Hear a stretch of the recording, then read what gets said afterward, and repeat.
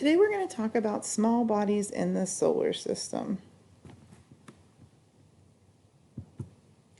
So where are small bodies in the solar system?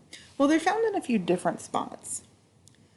The first one is the asteroid belt, and it is found between Mars and Jupiter. It goes all the way around in the entire orbit. And it does contain dwarf planets and asteroids, because some dwarf planets are also classified as asteroids. The second location is the Kuiper Belt, which is beyond the orbit of Neptune out here. It contains dwarf planets as well as comets. And then the third place is the Oort cloud, and it is a region that surrounds the entire solar system, and it contains some of our comets. So what are dwarf planets? Well, dwarf planets by definition are a celestial body that orbit the sun and is round due to its own gravity. They do not have enough mass to clear an orbital path, and their revolution normally takes anywhere from 250 to 560 years. There are 5 dwarf planets that have currently been identified, and they're being compared in this image below to the moon. So this is our moon in size comparison.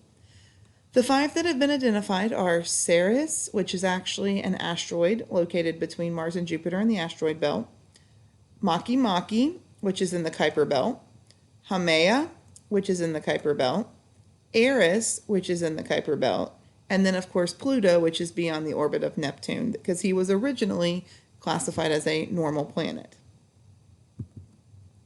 So what are KBOs, Kuiper Belt Objects?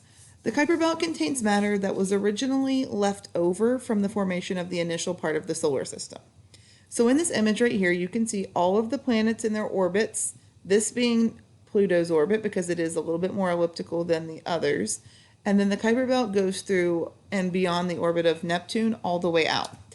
And so basically they are formed small bodies. So all of these things, they're just things that were left. Basically, it comes together. They're made of methane ice, ammonia ice, and water ice.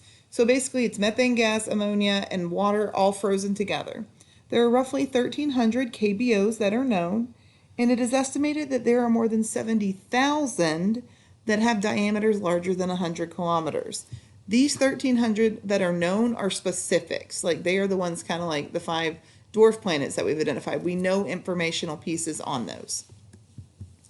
So Pluto is the largest, it's a large KBO. It is also classified as a dwarf planet. It was discovered in the year 1930. The surface is mostly ice and rock, and it does have moons, and the moon that is largest is named Charon. All right, comets. Comets are small bodies of rock, ice, and dust, and they have a very highly elliptical orbit. Look at this ellipse, okay? And it goes around the sun. So if you notice, this elliptical shape is very close to the sun on one end and very far away on the other. If you notice, the comet here on the end does not have a tail.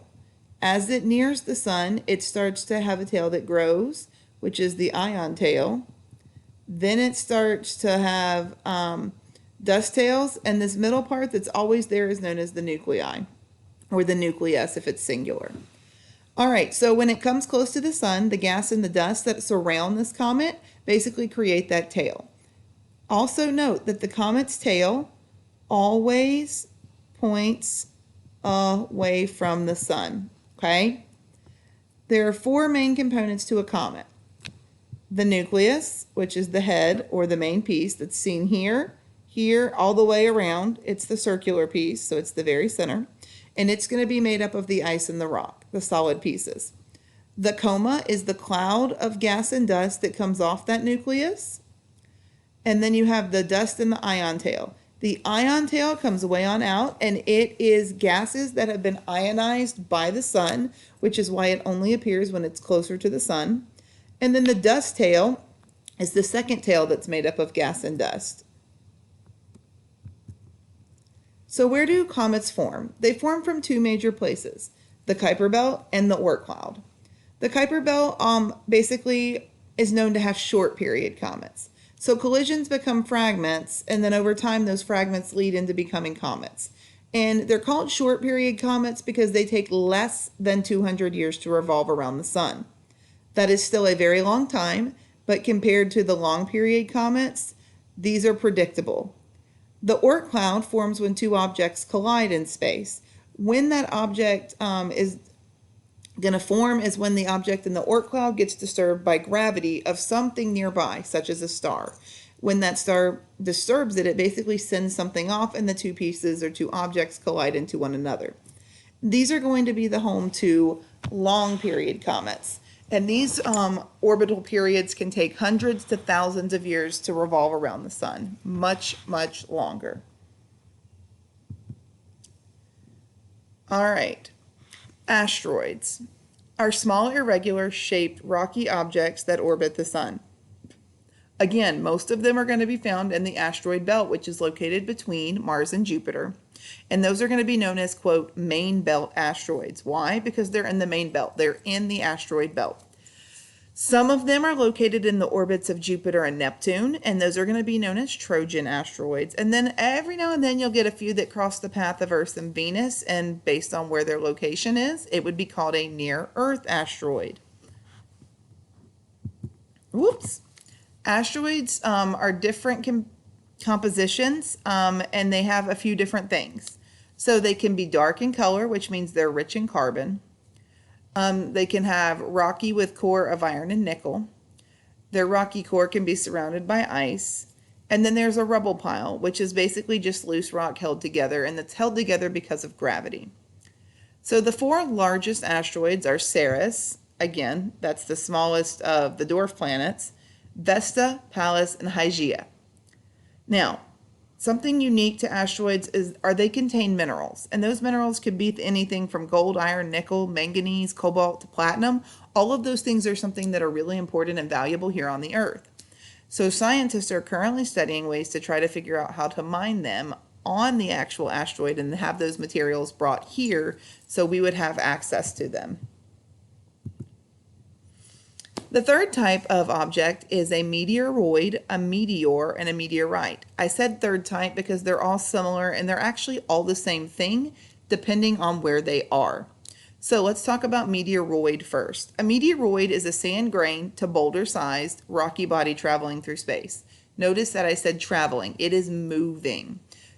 A meteor is when that same meteoroid enters into the Earth's atmosphere. When it does that, it burns up on entry. That is known as a shooting star. That's the common name. The third part would be the meteorite. And that's when the same meteoroid has been a meteor, but then it hits the surface, meaning not all the parts of it have broken up in the atmosphere, and so it actually makes contact. It's right on the surface. All right, they do come from the asteroid belt, Mars, the moon, and comets, and most of them never reach Earth's surface. Very few do. They are very rare when that happens. There is about every 300 to 400 years what we would consider a destructive impact, meaning it could cause damage of some type, could even kill people or animals.